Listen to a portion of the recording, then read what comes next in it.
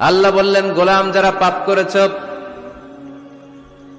যারা অন্যায় করেছো, নিজের উপর নিজে জুলুম করেছো, লা তাকনাতু মির রাহমাতিল্লাহ, আল্লাহর রহমত থেকে নিরাশ হয়ে যেও না।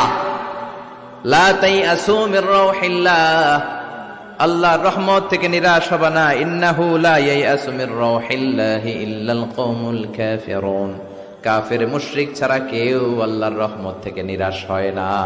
ঠিক কি না? কি আশার বাণী, কি সম্ভাবনার বাণী। নিরাশ হয়েও না, হতাশ হয়েও না, ভরসা রাখো কার উপর? আপনি কত পাপ করেছেন, কত নামাজ ছাড়ছেন, আপনি কত মিথ্যা বলছেন, কত জুলুম করছেন, কত ওজনে কম দিয়েছেন, কত সুদ খেয়েছেন, কত ঘুষ খেয়েছেন। আপনার পাপ যত বড় হোক, আল্লাহর দয়া ক্ষমার মহাসাগর তার চেয়েও বড়। আপনার পাপ আর অন্যায় যদি হয় বিলের পানির সমান, খালের পানির সমান, আল্লাহর দয়া হলো সাগরের পানির সমান। আপনার পাপ আর অন্যায় যদি হয় সাগরের পানির সমান, আমার আল্লাহর দয়া আর ভালোবাসা হলো মহাসাগরের পানির সমান।